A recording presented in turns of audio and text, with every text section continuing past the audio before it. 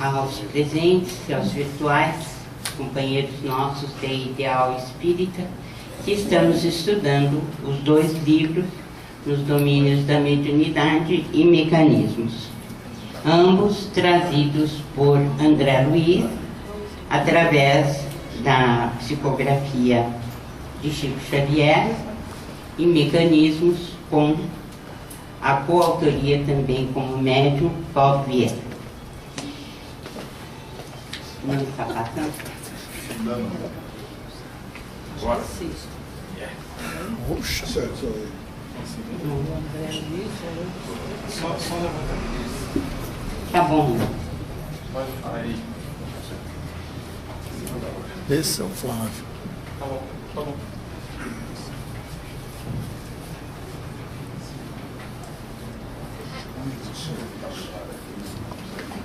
Acho um pouco aí, né?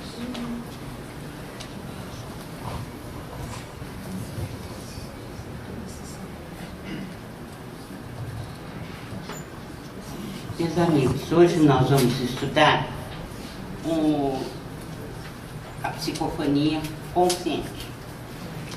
Como é que o médium de incorporação, médium que tem consciência do fenômeno, ele se comporta na reunião mediúnica.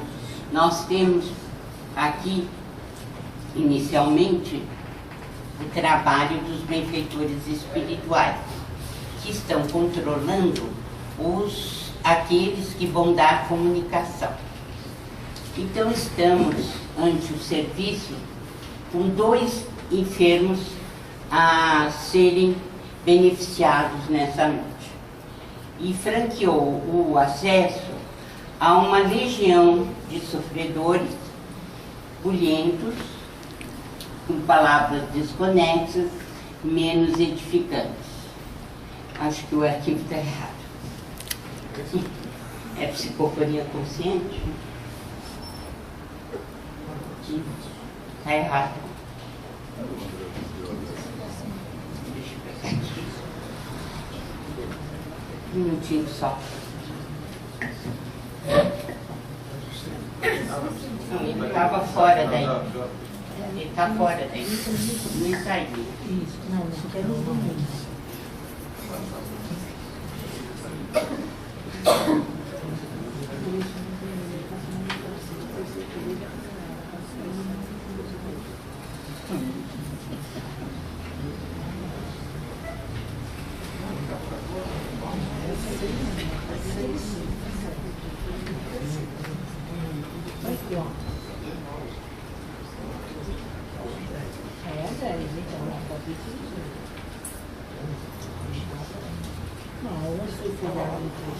Sei lá. Fora da casa. Fora da casa. Eu não fui dentro da casa. Foi.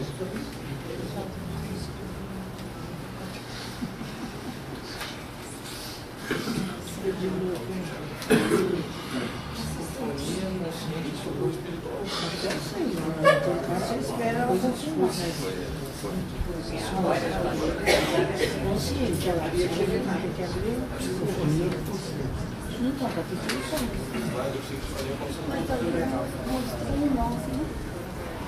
É a 9ª aula.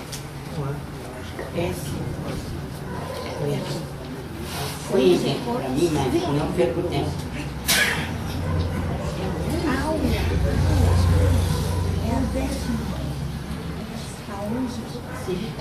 Como eu dizia, nós vamos estudar a psicofonia consciente hoje. Então, nós vamos saber quem é o comunicante. Ele está sem rumo e, segundo Aulus, assemelha-se a um doente mental. Ele desencarnou em plena vitalidade orgânica por intoxicação a gás. É obsessor porque está voltado para uma paixão que deixou aqui no mundo espírito, no mundo material, e sobre ela, sobre essa moça, exerce vampirismo, para que tenha um novo instrumento de sensação. E essa simbiose ocorre há 5 anos. Como é que ele foi, então, assistido nessa reunião?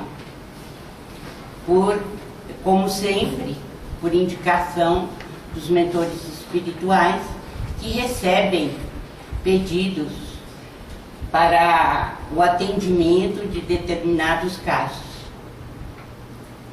O socorro é duplo, tanto para ele, que é o obsessor, quanto para Esther, que é a sua noiva, que ele deixou aqui na Terra. O que a Esther sente? Fobias.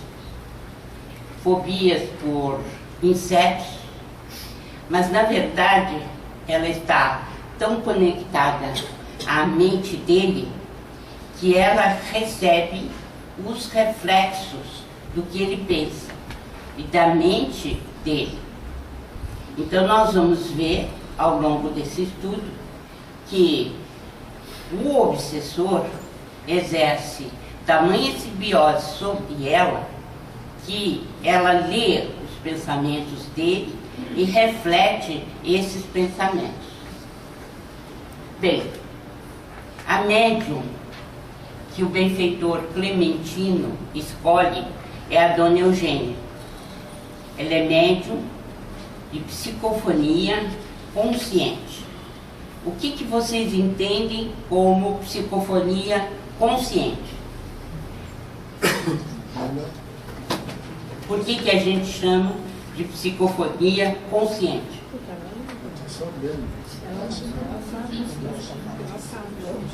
Falando baixo, não ouço nada. É que eu acredito que seja consciente, estão sabendo o que está se passando, né? Durante... É o médium que toma conhecimento da mensagem à medida que ela vai sendo transmitida. Né? Ela não está fora, está consciente. Bem, como é que se dá a psicofonia consciente? Eugênia, a alma, afastou-se do corpo, mantendo-se junto dele a distância de alguns centímetros. O médium, Dona Eugênia, o espírito dela, a alma, afasta-se alguns centímetros do corpo físico. E vamos ver então o que acontece. Amparado, o espírito comunicante sentou-se rente, inclinando-se sobre o equipamento mediúnico ao qual se justapunha, à maneira de alguém a debruçar-se numa janela. Seria interessante que a gente tivesse um dos nossos companheiros ou companheiras com pendor artístico, para a gente fazer, então, os gráficos do que ocorre na mediunidade consciente. Né? Colocaram o espírito ou alma da Dona Eugênia, alguns centímetros afastado do corpo físico, e o obsessor ou comunicante sentado, debruçando-se sobre ela, como se debruça sobre uma janela. É assim que se dá a comunicação consciente. Há o que André Luiz chamou de enxertia neuropsíquica. Enxertia por quê? Porque é um fenômeno semelhante ao enxerto que a gente faz nas plantas, não é? Então, o espírito se debruça sobre o aparelho fonador da médium e utiliza esse aparelho como se ele estivesse esticando o pescoço para colocar fora, né, de uma janela, debruçando sobre uma janela. É assim que se dá esse tipo de comunicação. fios brilhantes ligavam a fronte de Dona Eugênia, desligada do veículo físico, ao cérebro da entidade comunicante. Como era então o tipo de ligação entre a médium e o comunicante? Como é que se dava?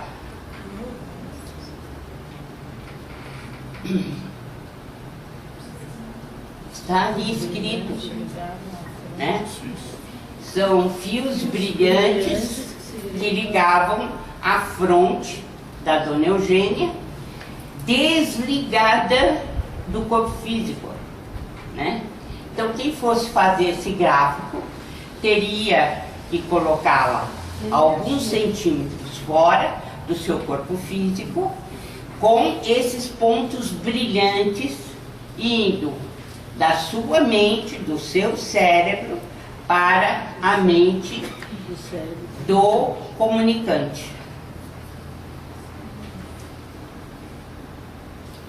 O comunicante permanece controlado por ela, através da corrente nervosa, de modo que ela é informada de todas as palavras que ele vai utilizar, antes que pronuncie. Educação mediúnica nesse sentido, não é, doutora? Como? Ela está se comportando como educação mediúnica, né? Para não passar nada, além que vá desagradar, né? Para isso responsabilidade no trabalho. Para isso existe a educação mediúnica. O médium descontrolado, ele diz muita coisa que não deveria dizer, do ponto de vista da moral, dos bons costumes. Então, se ele vai fazer um xingatório, ela tem condições de tapar a boca. Ela impede, né? Existem certas expressões que o médium deixa passar, porque senão ele tira inteiramente a liberdade do comunicante. Mas é preciso que o médium educado não deixe passar tudo, porque, vamos dizer assim, num arroubo, né, nós podemos dizer, não, você vou dar plena liberdade. Não é assim. A comunicação não deixa de ser uma comunicação válida, porque você impediu que ele se tornasse grosseiro na reunião. Certo? Então, através da corrente nervosa, ela toma conhecimento de todas as palavras que ele vai emitir. Então, o comunicante, ele é controlado sim por ela. E vocês viram, é bom a gente lembrar a frase lá de cima, né? Fios brilhantes ligavam a fronte de Dona Eugênia, desligada do veículo físico, ao cérebro da entidade comunicante. Então ela sabe perfeitamente o que ele vai falar. Ela comanda a própria vontade e o comunicante tem a posse temporária do órgão vocal. Ele pode utilizar o aparelho fonador da médium. E, é claro, as áreas cerebrais referentes a essa questão vocal. Ouve e raciocina por intermédio das energias dela. Isto é algo que a comunicação permite.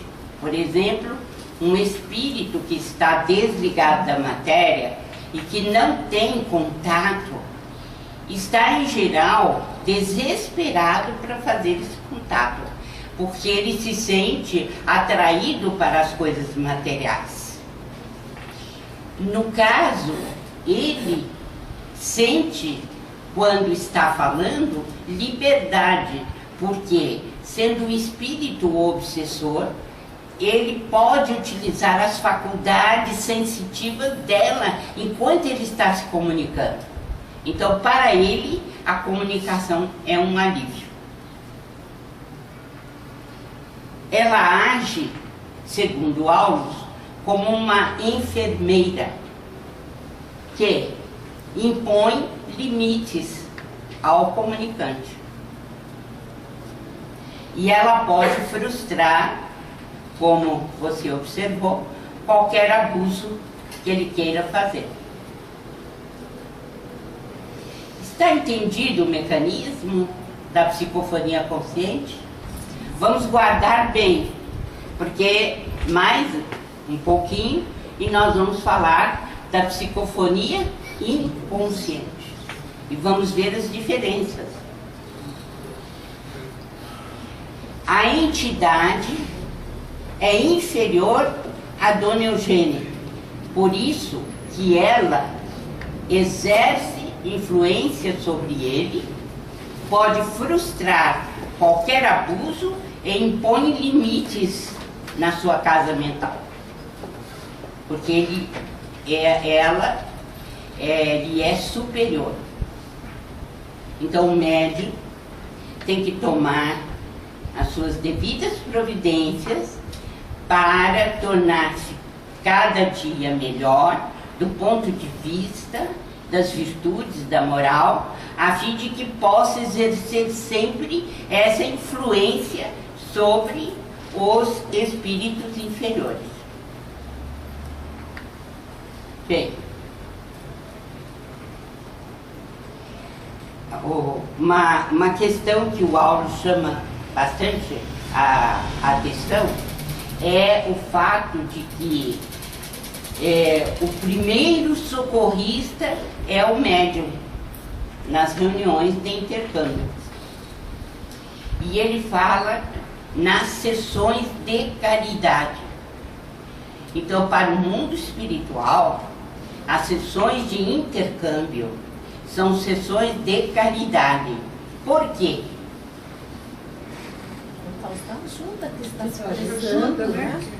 Porque são espíritos necessitados que se comunicam e que recebem avisos, novos conceitos e são amparados.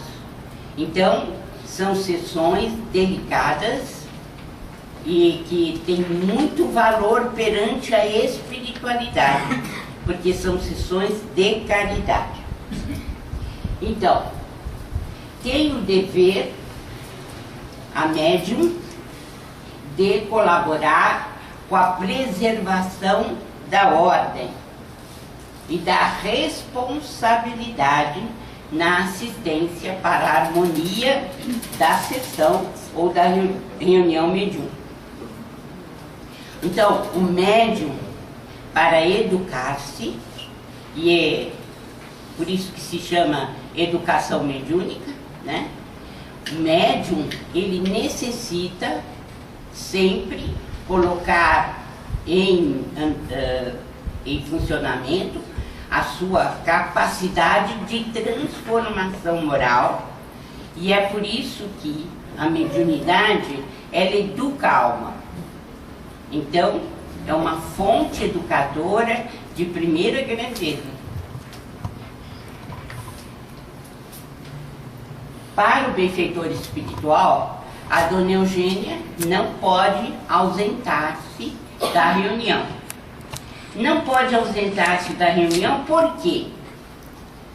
Porque, diz ele com muita lógica, se você tem um demente em casa, você deixa a sua casa por conta dele? Não. Você tem que exercer a sua responsabilidade perante a própria casa física, quanto à casa que garante a reunião mediúnica. Então, o espírito inicia, e nós já conhecemos bem esse tipo de linguajar, dizendo que ele está num lugar muito estranho, que parece um funeral, e não sabe onde está. né? Por quê? Ele queixa-se também das cadeias que o prendem. Quais são essas cadeias? O que são essas cadeias? A energia mental dele, por tudo que criou, né? Não pega a matéria? Não, é a própria médium em geral, e 50 por 100 vezes, né? Que contém cautelosamente o espírito comunicante. E ele sente que ele não pode fazer de tudo. Então, na psicofonia consciente, nós temos uma responsabilidade muito grande na comunicação. Aliás, todos os médiuns têm, mas especificamente assim. Quando nós não conseguimos, né, nos manter dentro do processo educativo, toda vez que nós baixarmos a guarda e não nos comportarmos como deveríamos, como sendo médiums, possibilitando esse intercâmbio. Porque, como eu disse, antes que o espírito emita a palavra, o médium já sabe. E sabe que deve cortar. Então, o médium é alguém, eu achei muito interessante essa simbologia, né? É alguém que prende o doente à mesa cirúrgica, né? Muitas vezes ele não quer realizar a cirurgia, né? Mas o médium é aquele que garante a presença dele ali para receber os procedimentos necessários. Outra coisa que surge muito nas reuniões, todo mundo pensa que o médium ou a médium consciente, ela pode descrever à vontade o espírito que se comunica. E o Aulus diz que isso não acontece. E não acontece por quê? Por que nós não sabemos distinguir a forma, não nos preocupamos muito com as apresentações? Uma ou outra coisa é que a gente é capaz de dizer, mas outras não. Então, dificilmente a gente vê o rosto do espírito. E por quê?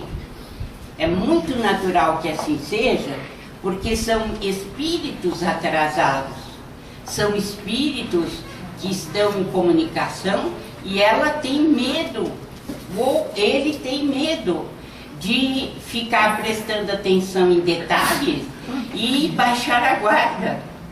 Então é muito natural que o médium consciente não veja o espírito, mas sim seja capaz de dizer o estado emocional em que ele está, por que ele apresentou esse tipo de história, né? Como é que ele, enfim, está emocionalmente. Mas o médium não se dedica a ficar vendo aspectos externos do comunicante. E isso é muito natural, porque nós temos que preservar, em primeiro lugar, o nosso aparelho físico, o nosso corpo físico, e também a sessão onde está sendo realizada a tarefa. Então, por isso, o médium, ele não consegue experiência completa de identificação pessoal. Mas não é só o médium que não consegue. O próprio espírito não sabe bem quem ele é. Em geral, ele é um alienado. Ele não tem ideia de onde ele vem, para onde ele vai. Ele se apresenta como alguém que muitas vezes está pleno de energia, mas é um demente. Ele não conhece a si mesmo. Então ele não tem capacidade de ter uma identificação pessoal. Vocês sabem perfeitamente que muitas vezes quem se comunica nem o nome sabe. Quem é médium sabe disso, nem o nome sabe. Então, quando chegar e o doutrinador, o esclarecedor, quiser detalhes da vida pessoal dele, tome cuidado. Porque ao invés de ajudar, vai atrapalhar.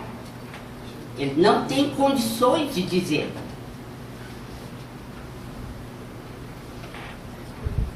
Então, nós estamos vendo que a Eugênia o controla, mas ela não tem noção de muitos dados a respeito dele, não conhece o rosto dele e também ele não se conhece. Não é capaz de fazer uma identificação perfeita. Agora, um fato muito comum na psicofonia consciente, qual é esse fato? Você julgar que não há espírito nenhum e que as palavras são suas. Primeira coisa que você coloca como sendo algo seu, né? Então, o benfeitor Aulos diz assim, que o médium tem condições perfeitas de saber que aquilo não lhe pertence. Que era impossível inventar tantos acontecimentos, tantas coisas, saindo uma história perfeita às vezes, de algo que absolutamente ele não tem conhecimento, né? Então, as palavras não seriam dela mesma a essa crise, né? Então, eu mesma, e vai sair no meu livro agora, eu em 1960, no primeiro domingo de outubro, passei por uma experiência terrível. O Chico e o Valdo estavam dando passe em um senhor que estava em estágio final de câncer, mas não queria desencarnar de maneira nenhuma. E quando nós entramos para dar o passe, eu estava lá também. Mas comecei a me sentir muito mal e fui ficando perto da porta do quarto dele. E o doente, naquele estado muito desequilibrado, e perfume, éter da Sheila, passe, e eu desesperada, porque no íntimo eu gritava para ele, né? Morre, desgraçado. E você vai encontrar o que você precisa aqui. Nós estamos te esperando. E eu, então, com vontade doida de gritar, imagina todo mundo com aquela vontade de ajudar o doente, eu gritando o horror do doente. Aí, com medo de dar vexame, pior do que eu já estava, eu abri a porta e saí para fora. Fui para lá, passando mal, um mal terrível. Aí, depois que eles acabaram de dar o passe, eu fui e contei para o Chico. Porque não foi só ali, né? Imagina, eu estudante, 4º ano de medicina, e tinha que passar visita na enfermaria. E auscultar o doente, e aquela coisa toda que é o procedimento normal dentro da medicina. E alguns doentes eu queria fazer a mesma coisa que veio com esse pobre, esse coitado, que estava lá precisando do passe. E eu contei tudo ao Chico. Eu estava passando por um momento muito difícil, porque ele não estava dando mais para fazer visita, eu passava muito mal. Aí ele começou a rir. E ria, e eu desconcertada, claro, né? Eu falei assim, mas eu estou falando eu estou passando tanto mal e você está rindo? Aí ele disse, não, minha filha, é que trata-se de mediunidade. Então, a partir dessa próxima semana, não deixe para depois. Você já começa no Centro Espírita José Horta a dar passividade. Outra coisa que me ajudou muito foi que no começo fica muito difícil mesmo, porque você não faz a distinção, né, muito bem. Aí ele eu levei o problema para ele, ele disse assim, olha, quando você for para a reunião, você acompanha a prece e em seguida, inicial, e em seguida, você não pensa em nada, absolutamente em nada. Aí eu disse para ele, como se tivesse um carro em ponto morto, ele disse, isso, não pense em nada. O que vier na sua cabeça não é seu. E isso foi de uma importância muito grande para o desenvolvimento da mediunidade. Porque as dúvidas são terríveis. A gente tem muita dúvida. E à medida que o tempo vai passando, que você vai sabendo distinguir quase perfeitamente o que é seu e o que não é. Então a mediunidade consciente, ela tem suas vantagens e as suas desvantagens. Mas o Chico sempre nos falava que era preferível a mediunidade consciente, porque a gente tinha como controlar o fenômeno. Mas de qualquer maneira, para os médiuns conscientes, há sempre aquele problema, né? Será que é meu? Será que não é? E é claro, a dona Eugênia deve ter passado pelo mesmo problema. Só que o mentor disse, olha, o que ela não pode é deixar de trabalhar porque ela está desconfiada ou que ela tem dúvida. Então ela vai saber que existem comoções e palavras que não lhe dizem respeito.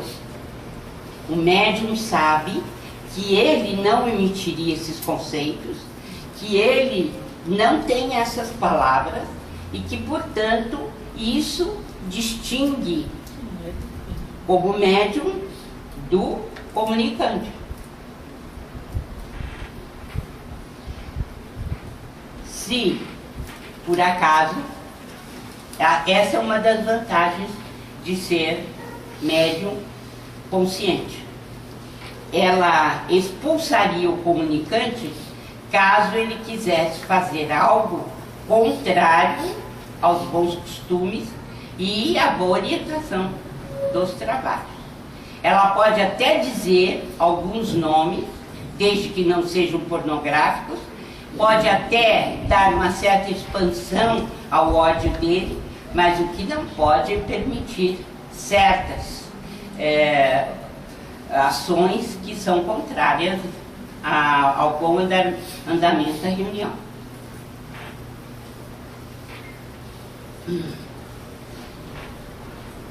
Então, o médium, ou o obsessor, começa a dizer quem o trouxe ali, mostrando que ele não tem rumo, que ele é mesmo um alienado mental. Queixa-se das cadeias que o prendem, que são delas, né? Prende o doente a médium não lhe vê a forma, apenas as aflições. Aqui está uma repetição. Não consegue experiência completa de identificação pessoal.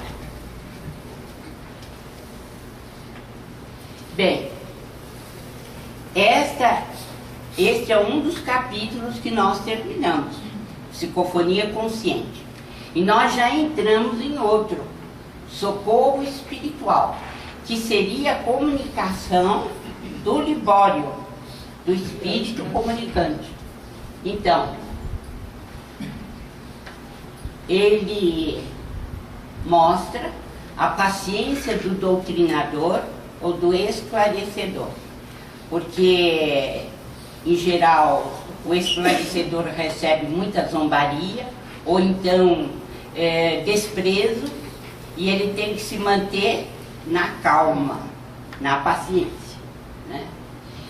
Então, o que ele diz é que o doutrinador fala assim, você é meu irmão, eu te quero bem. Aí o que ele fala? Mentira, você nem me conhece. Não é isso? Aí o mentor diz para ele, né?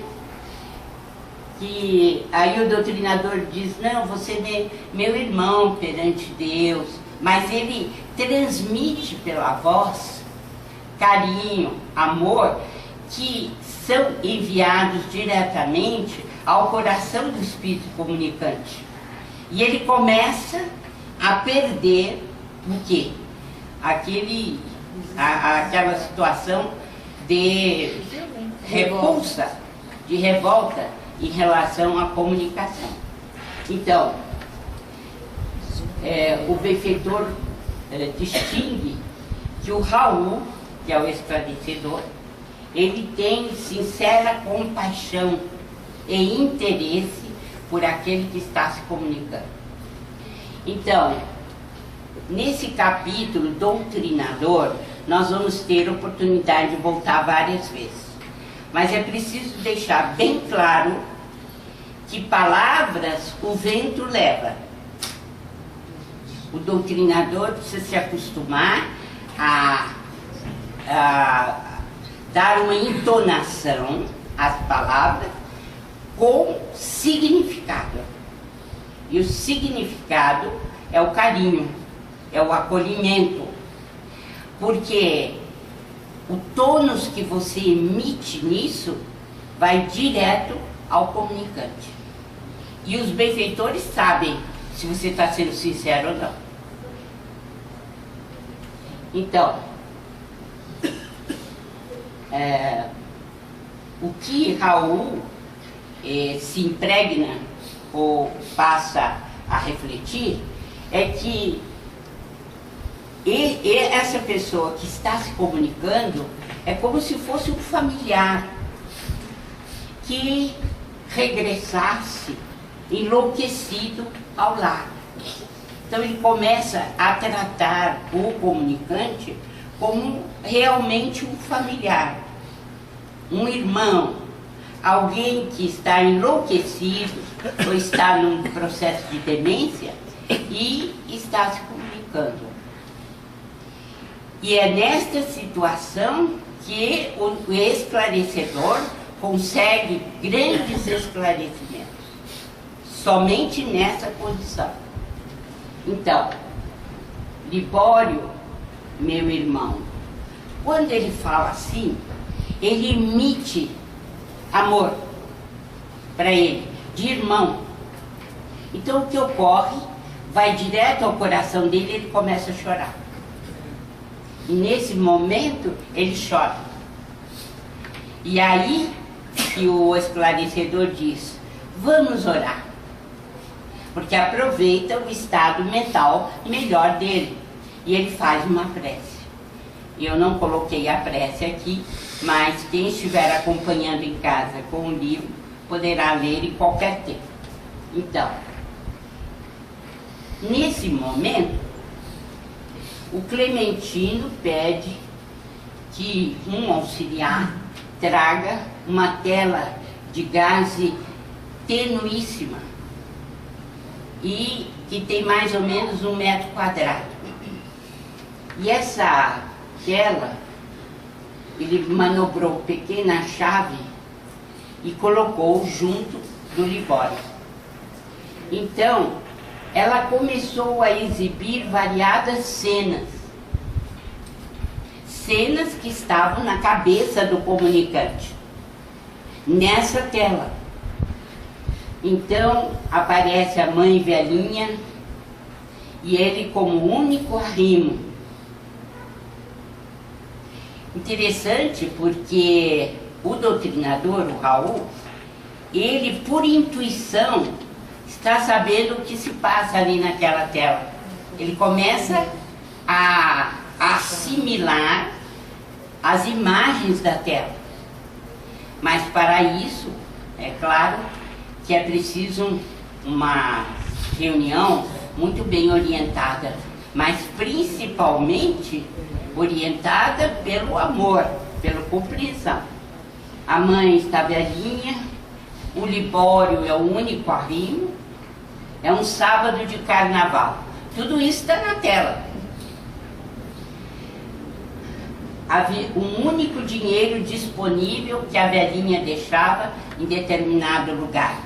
ele tirou esse dinheiro e partiu para gozar 3 dias e 4 noites de carnaval. E a mãe, desesperada, atrás de remédio, que ela era cardíaca, estava muito mal. Ele volta, então, na quarta-feira, e sabe dos familiares que ela está inconsciente, que ela já não está bem. Então, ele vai para tomar um banho, para poder ver se desperta, porque ele está semi-embriagado. E ele abre o gás, mas não tem força para verificar se o gás, né, está com a chama e se ele pode realmente tomar o banho. O que acontece é que a chama não se acende e ele inala o gás e morre. Então, o seu corpo vai parar no necrotério, né? E nesse instante, vejam bem, nesse instante é que ele admite uma certa culpa. Ele tinha, inclusive, dificuldade para enfaciar o que ele fez.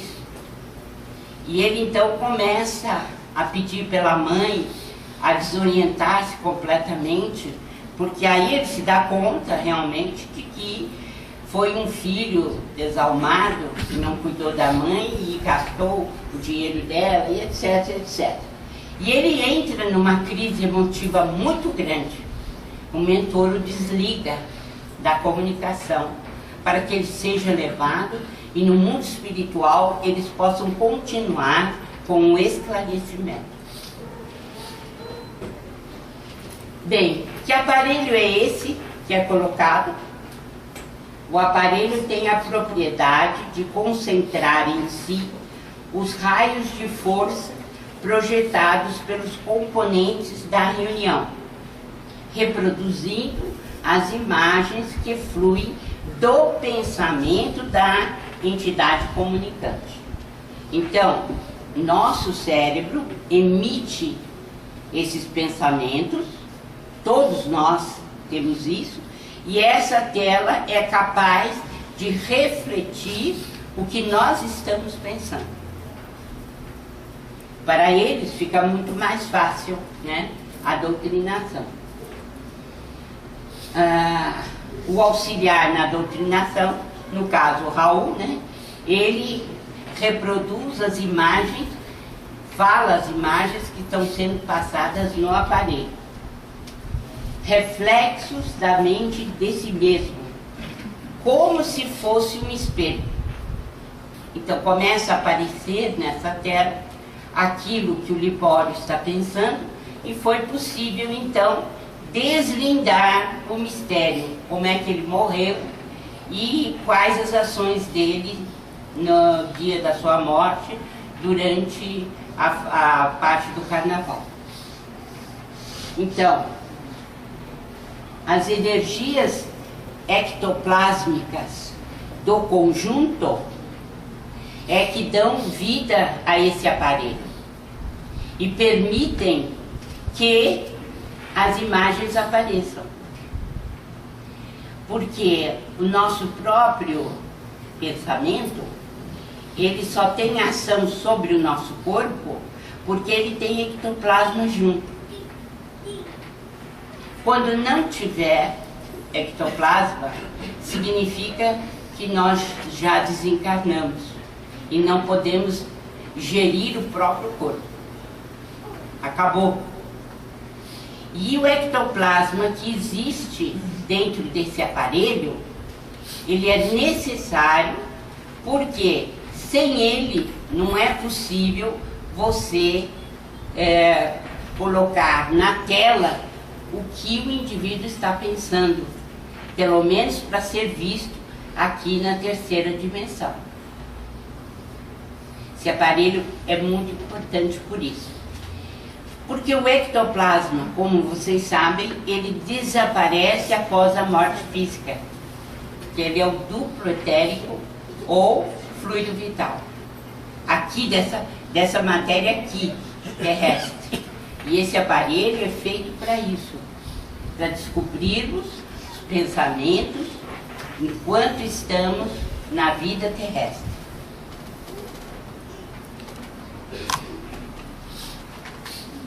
Se nós não tivermos uma sessão homogênea, equilibrada, o que vai ocorrer? Sobre a tela vão aparecer as sombras. Então, pessoas que perturbam arrojam no condensador as sombras. É por isso que os dirigentes da reunião precisam tomar muito cuidado que aí eles colocam dentro da reunião. Antigamente, a gente tinha um mundo de pessoas que ficavam ouvindo a comunicação dos nossos irmãos encarnados. Hoje não. Em geral, a participação de nossos irmãos na reunião, ela é constante. É um número constante de pessoas. E os visitantes somente serão admitidos se o benfeitor, se o mentor da casa assim o permitir. Não é com facilidade que a gente deve abrir a reunião. Prejudicam a eficiência da Assembleia e impedem a visão por parte do comunicante. Por quê? Porque se na tela estão projetadas as sombras de pessoas que são rebeldes, o comunicante não vai ver na tela a projeção de seus próprios pensamentos. E termino aqui lembrando as palavras de Albério, que nós já tivemos oportunidade de comentar. Filhos do Criador, dele herdamos a faculdade de criar e desenvolver, nutrir e transformar. Arrojamos de nós a energia do próprio pensamento, ambiente psíquico que nos é familiar, que nos é particular. Cada um de nós tem um ambiente psíquico, cada comunicante tem o seu. Se houver alguma dúvida quanto a esses 2 capítulos, podem levantar a mão, nós temos ainda 3 minutos para podermos falar alguma coisa.